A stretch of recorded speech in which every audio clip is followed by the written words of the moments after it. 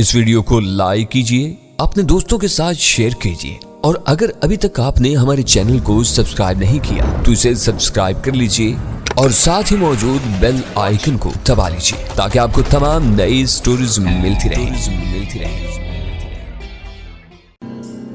اور جب مظلوم اپنی زنجیریں توڑ دیتے ہیں تو ظالموں کا کلیجہ کانپنے لگتا ہے اور خوف کے مارے ان کا حال خراب ہو جاتا ہے۔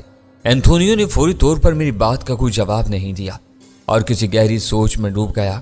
تھوڑی دیر کی خاموشی کے بعد وہ دوبارہ بولا، اگر تم مجھے اپنے ساتھ لے کر چلو تو تمہاری بڑی مہربانی ہوگی۔ میں تمہاری بستی میں سکون سے رات گزار سکوں گا، جبکہ یہاں میں ساری رات موت کے خوف سے لرزتا رہوں گا، اور یہ بھی ہو سکتا ہے کہ میں سچ مچ ہی موت کا شکار ہو جاؤں۔ ٹھیک ہے، میں نے کہا، مجھے تمہاری درخواست منظور ہے اور تم میرے ساتھ چل سکتے ہو۔ اس کے بعد میں نے پالچو سے کہا کہ وہ سارے لوگوں کو چند منٹ کے لیے ایک جگہ جمع کر لے۔ پالچو نے فوراً میری ہدایت پر عمل کیا اور سارے لوگوں کو ایک جگہ جمع کر لیا۔ سنو لوگو، میں نے ان تمام لوگوں سے مخاطب ہو کر کہا، اب تم غلام نہیں ہو، تم آزاد انسان ہو اور تمہیں اپنی مرضی کے مطابق اپنی زندگی کی تعمیر کرنے کا حق حاصل ہے۔ جن ظالموں نے غلام بنایا تھا میں نے ان سب کو موت کے گھاٹ اتار دیا اور ان کی لاشیں تم لوگوں کی نظروں کے سامنے ہر طرف بکھری پڑی ہیں۔ میں اس وقت تم سے طویل بات نہیں کرنا چاہتا، صرف اتنا کہنا چاہتا ہوں کہ رات سکون اور آرام سے گزار دو۔ تمہارے لیے کھانا تیار ہو رہا ہے، کھانا کھا کر آرام سے سو جاؤ۔ میں اب اپنی بستی میں رات گزارنے کے لیے جا رہا ہوں۔ کل صبح کو میں دوبارہ تمہارے پاس آؤں گا اور اس وقت ہم آئندہ کے بارے میں تفصیل سے گفتگو کریں گے۔ اب میں تم سے اجازت چاہتا ہوں، تم لوگ یہ رات اس جہاز کے اندر ہی گزار دو۔ ہمارے عظیم محسن، تمہارا نام کیا ہے؟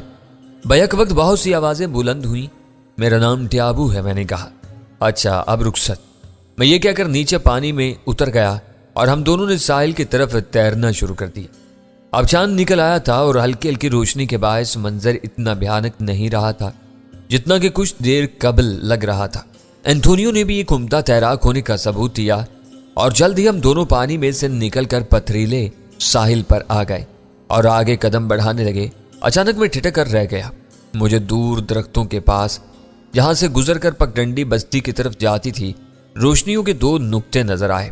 میں سوچ رہا تھا کہ یہاں اس ویران ساحل سے کچھ دور درختوں کے پاس رات کے سناٹے اور ویرانی میں بھلا کون ہو سکتا ہے۔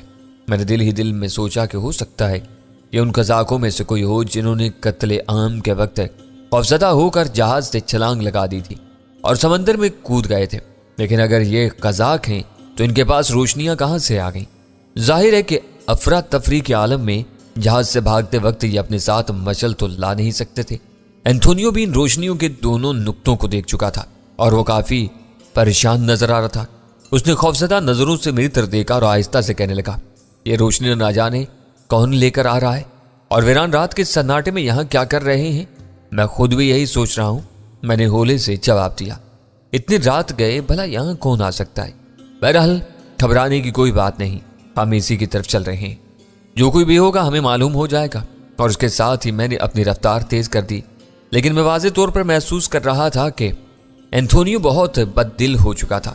مجھے دل ہی دل میں اس بات پر ہنسی آ رہی تھی کہ ایک ایسا شخص جو دن کے اجالوں میں اور رات کی تاریکیوں میں جہازوں کو لوٹتا رہا ہے، انسانوں کو بے رحمی کے ساتھ ہلاک کرتا رہا ہے، زندہ اور آزاد آدمیوں کو پکڑ پکڑ کر غلام بناتا رہا ہے، اس وقت روشنی کے دو نقطوں سے اتنا زیادہ خائف اور پریشان کیوں نظر آ رہا ہے؟ سچ کہتے ہیں کہ وقت وقت کی بات ہوتی ہے۔ بہرحال ذرا سی دیر میں ہم لوگ ان روشنیوں کے پاس پہنچ گئے۔ ہمارے قدموں کی آہٹ سن کر روشنیوں نے ہماری طرف پیش قدمی شروع کر دی اور اینتھونیو کا ڈر کے مارے برا حال ہو گیا تھا۔ اس نے میرے ہاتھ کو پکڑ لیا تھا اور اس کا جسم بری طرح کانپ رہا تھا۔ اپنے تمام ساتھیوں کے اچانک اور غیر متوقع ہلاکت نے اینتھونیو کی دنیا ہی بدل ڈالی تھی۔ اس کا سارا حوصلہ اور دم خم ختم ہو گیا تھا اور اس وقت اس کی حالت ایک خوفزدہ بچے کی سی ہو رہی تھی۔ روشنیوں کے حالوں کے پیچھے سے چہرے نمودار ہوئے۔ یہ نارو اور اس کے بیٹے پالیش اور البرٹو کے چہرے تھے۔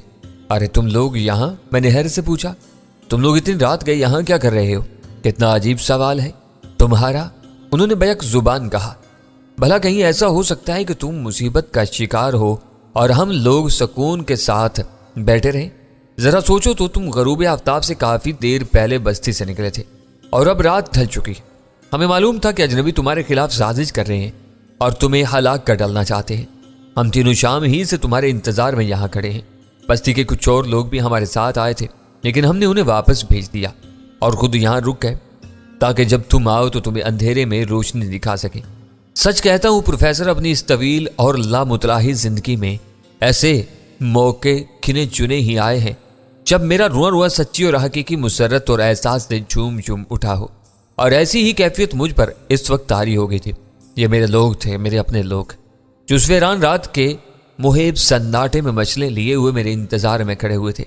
انہیں صرف میرا انتظار تھا تاکہ یہ اندھیرے میں مجھے راستہ دکھا سکیں اور میں کہیں ادھر ادھر بھٹک نہ جاؤں۔ میری آنکھوں میں خوشی کے آنسو آ گئے اور میں نے باری باری پالیش اور نارو اور البرٹو کو گلے سے لگا کر پیار کیا۔ تم لوگوں نے میرے لیے بہت تکلیف اٹھائی ہے، میں نے آہستہ سے کہا۔ نہیں، تم ہم سب لوگوں کا خزانہ ہو، تم ہمارے لیے سب کچھ ہو، تمہاری خاطر تو ہم بہت کچھ کر سکتے ہیں، نارو نے جواب دیا۔ اور تب ان لوگوں نے میرے پیچھے نیم تاریکی میں کھڑے ہوئے اینتھونیو کو دیکھا۔ اس شخص کا تعلق تو شاید اجنبیوں سے ہے، یہ یہاں کیا کر رہا ہے؟ کیا یہ تمہیں بستی تک چھوڑنے آئے؟ البرٹو نے مجھ سے قبیلے کی زبان میں پوچھا تھا کہ اس کی بات اینتھونیو سمجھ نہ سکے۔ یہ مجھے چھوڑنے نہیں بلکہ بستی میں رات گزارنے آیا ہے، میں نے بھی قبیلے کی زبان میں جواب دیا تاکہ اینتھونیو کے علاوہ باقی سب لوگ سمجھ سکیں۔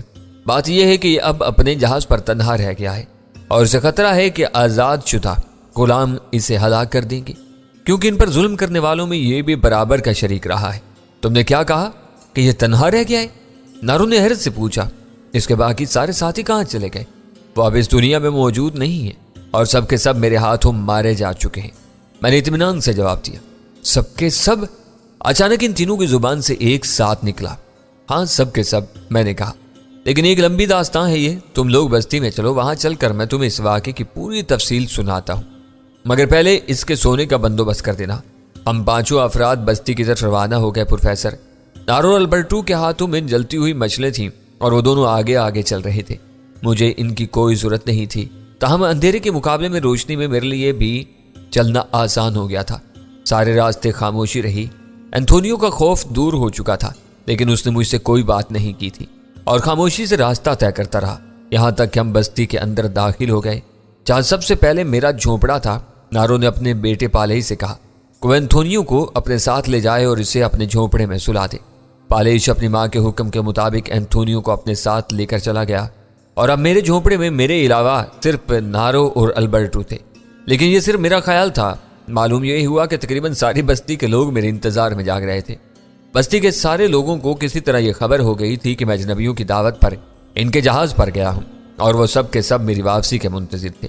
میرا جھونپڑا چونکہ بستی کے شروع میں ہی واقع تھا، اس لیے میری آمد کی لوگوں کو خبر نہ ہو سکی، لیکن جب پالیش اینتھونیو کو ساتھ لے کر گیا تو ساری بستی کے لوگوں کو معلوم ہو گیا کہ میں واپس آ گیا ہوں۔ چنانچہ بہت سے لوگ آئے، انہوں نے میرے جھونپڑے میں جھانک کر مجھے زندہ سلامت دیکھا اور مسکرا کر گردن ہلا کر چلے گئے۔ میری صورت دیکھ کر انہیں اطمینان ہو گیا تھا۔ تھوڑی دیر کے بعد یہ سلسلہ ختم ہو گیا۔ اس اثناء میں پالیش بھی اینتھونیو کو اپنے جھونپڑے میں سلا کر واپس آ گیا تھا۔ میں نے ان تینوں کو تفصیل سے بتایا کہ میرے ساتھ کیا کیا حیران کن واقعات پیش آئے۔ وہ لوگ یہ ساری باتیں سن کر ششدر رہ گئے تھے۔ خاص طور پر البرٹو کو اس بات پر بڑا تعجب ہوا کہ میں زہریلی شراب کی ایک پوری بوتل چڑھا جانے کے باوجود زندہ رہا۔ میں نے اسے ہنس کر ٹال دیا۔ اب تمہارا اینتھونیو کے ساتھ کیا سلوک کرنے کا ارادہ ہے، اور ساتھ ہی دوسرے وہ قیدیوں کا؟ نارو نے مجھ سے سوال کیا۔ میں تمہیں رائے معلوم کرنا چاہتا ہوں، میں نارو سے کہا۔ ظاہر ہے کہ یہ لوگ اب اپنے اپنے گھروں کو تو واپس نہیں جا سکتے، کیونکہ نہ تو ہمیں ان کے گھر معلوم ہے اور نہ ہی یہ اپنے علاقے کی نشاندہی کر سکتے ہیں، کیونکہ گزشتہ 1 سال سے یہ جہاز نہ معلوم کن کن راستوں سے گزرتا رہا ہے اور کن کن ساحلوں کو چھوڑتا رہا ہے۔ ان لوگوں کی قسمت اب اس کے سوا اور کیا ہو سکتی ہے کہ یہ لوگ اپنے وطن کو بھول جائیں اور نئے سرے سے زندگی کا آغاز کریں۔ میرا بھی یہی خیال ہے، نارو نے کہا۔ کیا تمہارے خیال میں یہ بہتر نہ ہوگا کہ ہم ان لوگوں کو اپنے قبیلے میں شامل ہونے دیں اور یہیں رہنے کی پیشکش کریں؟ میں نے دیکھا کہ البرٹو کا چہرہ ایک ہی تاریک ہو گیا اور اس کی آنکھوں میں اداسی پھیل گئی۔ میں اس کا سبب فوراً سمجھ گیا۔ البرٹو کو امید تھی کہ شاید میں اسے غلاموں سمیت جہاز کو لے جانے کی اجازت دے دوں گا تاکہ وہ اپنے وطن پہنچ جائے، لیکن اب نارو ایک ایسی تجویز پیش کر رہی تھی جس کی روح سے سارے سابقہ غلاموں کو یہی آباد کیا جانا تھا۔ اس صورت میں البرٹو کے یہاں سے چلے جانے کے امکانات مسدود ہو جاتے، کیونکہ ظاہر ہے کہ وہ اکیلا یہ جہاز لے کر نہیں جا سکتا تھا اور جہاز چلانے کے لیے آدمیوں کی ضرورت تھی۔ मैं अल्बर्टो के दुख को समझ रहा था, लेकिन फौरी तौर पर खुद मेरी भी समझ में नहीं आ रहा था कि मैं क्या करूं। बात खासी उलझ गई थी प्रोफेसर, लेकिन अल्बर्टो ने इस उलझन का हल खुद ही ढूंढ निकाला। सुनो नारो, उसने बड़ी लजाजत से कहा, तुम्हें मालूम है कि मुझे किन हालात के तहत यहाँ रुकना पड़ा था। मैं गुज़िश्ता 10 साल से अपने हम वतनों और अपने अजीज़ो अकारिब से बिछड़ा हुआ हूँ। अब कुदरत ने इत्तेफाक से इधर ये एक जहाज़ भेज दिया है। ये मेरी बदकिस्मती है कि ये जहाज़ कज़ाकों का निकला और मुझे इनसे कोई फ़ायदा उठाने का मौका ना मिल सका। अब मैं चाहता हूँ कि किसी न किसी तरह इस जहाज़ के ज़रिए अपने वतन वापस चला जाऊँ। अगर तुम और ट्याबू मुझे इसकी इजाज़त दे दो कि मैं सिर्फ इतने आदमियों को अपने हमरा ले जाऊँ जितने आदमी जहाज़ को चलाने के लिए ज़रूरी हैं, तो मैं बड़े आराम से अपने वतन वापस पहुँच सकता हूँ। तुम लोग इस बात का यकीन कर सकते हो कि मैं इन लोगों को गुलाम नहीं बनाऊंगा, क्योंकि मैं तनहा हूँगा और ये सब के सब इतने बहुत से लोग होंगे। इन्हें अपने वतन में ले जाकर मैं इन्हें आज़ाद और आबरूमंदाना ज़िंदगी गुजारने की इजाज़त दे दूंगा, बल्कि इसके लिए मौका भी फराम कर दूंगा। तुम लोग अगर चाहो तो इस बात की इजाज़त भी दे सकते हो कि इनमें से हर शख्स अपने साथ थोड़ा थोड़ा सोना भी ले जाए, ताकि मेरे वतन में पहुँचने के बाद वो किसी का मोहताज ना रहे और अपने आप को बेवसीला ना पा सके। सोने की मौजूदगी में वो एक शानदार जिंदगी का आगाज कर सकता है। नारो को बैरूनी दुनिया के बारे में कुछ मालूम नहीं था, इसलिए वो सारी बातें समझ नहीं सकी थी प्रोफेसर। लेकिन मेरे जहन में अल्बर्टो की तजवीज़ से एक बुनियादी सवाल पैदा हुआ और वो मैंने फ़ौरन अल्बर्टो के सामने रख दिया। तुम्हारी तजवीज़ तो बहुत माकूल है अल्बर्टो, और जाहिर है कि तुम्हारी यह ख्वाहिश फितरी है कि तुम अपने वतन में अपने हम वतनों के दरमियान ज़िंदगी गुजारो। लेकिन यहाँ ये सवाल पैदा होता है कि क्या तुम्हारे वतन के लोग इन आम इंसानों को अपने मुआशरे में कबूल कर लेंगे? जहाँ तक मेरी मालूमात का ताल्लुक है, तुम्हारे वतन में अगर कुछ थोड़े बहुत से आफाम मौजूद हैं तो उनकी हैसियत सिर्फ सर खरीद गुलामों की सी है और इन्हें आज़ादाना ज़िंदगी गुजारने का हक हासिल नहीं है। तुम ठीक कहते हो ट्याबू, अल्बर्टो ने कहा, लेकिन इसकी वजह यह है कि मेरे वतन में जो स्याह फाम मौजूद हैं वो ज़बरदस्ती पकड़ कर लाए गए हैं और इन्हें गुलाम बना कर रखा गया है।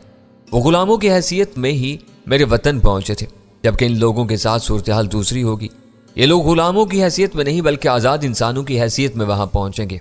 और फिर सबसे बड़ी बात यह है कि ये लोग तंगदस्त नहीं होंगे। इनके पास सोना होगा, कसीर मिकदार में सोना। और ये तो तुम ही जानते हो कि दुनिया दौलत की पूजा करती है। भला अमीर कबीर इंसानों को हकारत की नज़र से देखने की किसकी हिम्मत होगी? मैं खामोश हो गया प्रोफेसर। मुझे अल्बर्टो के दलाइल में खासा वजन महसूस हो रहा था, ताहम मैं तनहा ये फैसला नहीं करना चाहता था। मैं हमेशा इस बात का पूरा ख्याल रखता था कि कभी ये नारो महसूस न करे कि मैं इस पर कोई फैसला ज़बरदस्ती मुसल्लत कर रहा हूँ, बल्कि वो खुद को इस सिलसिले में शामिल समझे। इसलिए मैं नारो से कहा, नारो, अल्बर्टो ने जो कुछ कहा है मैं इसके बारे में तुम्हारी राय मालूम करना चाहता हूँ। मुझे बैरूनी दुनिया के बारे में कोई इल्म नहीं है। नारो ने साफ कोई से काम लेते हुए कहा, बाहर की दुनिया के बारे में मैं सिर्फ इतना ही जानती हूँ जितना तुमने या अल्बर्टो ने मुझे बताया है। जाहिर है कि मेरी दिली ख्वाहिश इसके अलावा और क्या हो सकती है कि ये स्याह फाम जो आज रात को गुलामी के बंधन से आज़ाद हुए हैं एक अच्छी और खुशहाल जिंदगी गुजार सके। अगर अल्बर्टो ये समझता है कि इसके वतन की सरजमीन पर ये लोग पुरसकून और आराम से जिंदगी गुजार सकते हैं तो मुझे इसमें कोई आज़ार नहीं है। मेरी तरफ से इस बात की इजाज़त है, बशर्ते कि ट्याबू भी ऐसा ही चाहे। नारो की बात सुनकर बेसाख्ता अल्बर्टो की बाजें खिल गईं। उसने खुशी के आलम में नारो के गले में बाहें डाल दी। बच्चों की सी हरकतें मत करो, मैंने अल्बर्टो को खुद से अलग करते हुए कहा। मुझे तो इस बात का बहुत अफसोस होगा कि तुम यहाँ से चले जाओगे। क्या तुम्हें हम लोगों को छोड़ने का गम नहीं होगा? तुमने हमारे साथ जिंदगी के 10 साल गुजारे हैं। अफसोस तो मुझे यकीनन होगा और बहुत होगा, अल्बर्टो ने कहा, लेकिन साथ ही मुझे इस बात की बेपाया खुशी भी होगी कि मुझे अपने वतन की सरजमीन को और अपने लोगों को एक बार फिर देखने का मौका मिलेगा। इसमें कोई शक नहीं ट्याबू कि मैंने अपनी ज़िंदगी का बेहतरीन हिस्सा इस जगह गुजारा है और मैं यहाँ की यादों को कभी फरामोश नहीं कर सकूँगा। तुम लोगों की अनायात और मेहरबानियों को मैं सारी ज़िंदगी याद रखूँगा। खैर, तुम्हारी मर्जी, नारो ने कहा। जब तुम जाना ही चाहते हो तो फिर भला तुम्हें रोकने से क्या फ़ायदा? अब आधी से ज़्यादा रात गुजर चुकी थी। जरा देर बाद बातचीत का ये सिलसिला ख़त्म हो गया और नारो, अल्बर्टो और पालेश सोने के लिए अपने अपने झोंपड़ों की तरफ रवाना हो गए। सुबह में दोबारा मिलना था और दीगर बातों के अलावा भी ये तय करना था कि एंथोनियो का क्या किया जाए, जो इस वक्त हमारे पास एक तरह से कैदी की हैसियत रखता है। दूसरे दिन नारो और अल्बर्टो मेरे झोंपड़े में आ गए थे। नारो के साथ उसका बेटा पालेश भी था।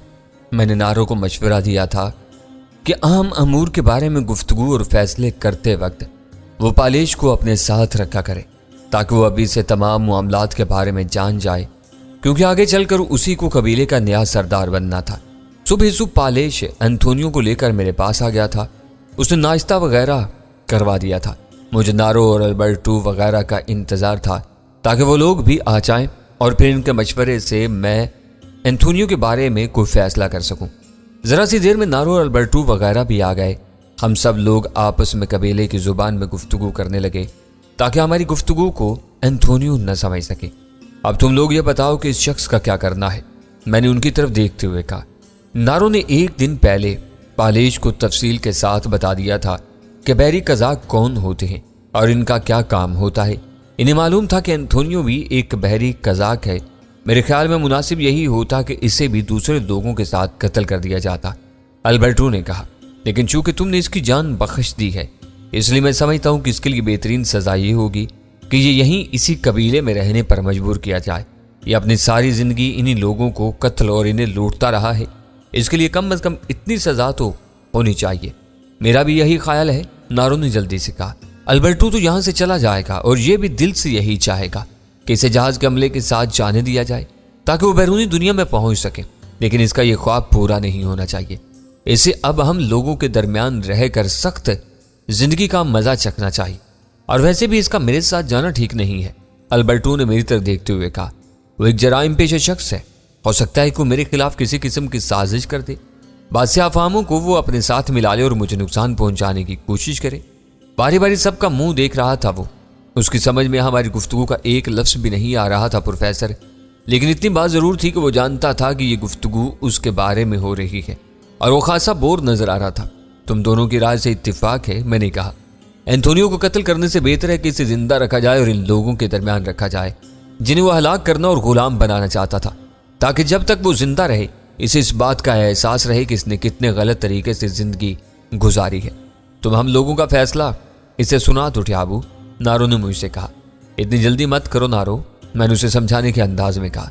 اسے اسی وقت ہوشیار مت کرو، چند دن بعد جب البرٹو آرام سے جہاز کے عملے کے ساتھ یہاں سے روانہ ہو جائے گا تو اس وقت ہم اسے اس فیصلے سے مطلع کر دیں گے۔ ابھی یہ بھی ہو سکتا ہے کہ اگر اسے یہ بات معلوم ہو جائے تو یہ کوئی منصوبہ بنانے کی کوشش کرے۔ جہاز کی روانگی کے بعد یہ بالکل بے بس ہوگا اور پھر اسے یہیں رہ کر محنت کر کے روٹی کھانی ہوگی اور اس کے پاس اس کے علاوہ اور کوئی چارہ کار نہ رہے گا۔ تم کتنے دانش مند ہو اور میں تمہارے مقابلے کتنی احمق اور ناداں۔ نارو نے مجھے تعریفی نظروں سے دیکھ کر ہنستے ہوئے کہا۔ اچھا، اب ہم سب لوگوں کو جہاز پر چلنا چاہیے، جہاز کے سیاہ فام مسافر ہمارے منتظر ہوں گے، میں نے کہا، اور ہم سب لوگ انتونیو سمیت جہاز کی جانب روانہ ہو گئے۔ جب ہم ساحل پر پہنچے تو جہاز ہمیں دور ہی سے کھڑا نظر آ رہا تھا۔ قریب پہنچنے پر ہم نے دیکھا کہ سیاہ فام سابق غلاموں کی بہت بڑی تعداد عرشے پر جمع تھی اور وہ سب کے سب یقیناً میرا ہی انتظار کر رہے تھے۔ انہوں نے دور سے ہی ہم لوگوں کو ساحل پر دیکھ کر عرشے پر سے ہاتھ ہلانا شروع کر دیے۔ اب ہم لوگوں نے ایک ساتھ ہی سمندر میں چھلانگ لگا دی اور تیرتے ہوئے جہاز کے پاس پہنچ گئے۔ سیاہ فاموں نے ہمیں ہاتھوں ہاتھ لیا۔ اس وقت ہمارے ساتھ 2 سیاہ فام موجود تھے، یعنی نارو اور اس کا بیٹا پالش۔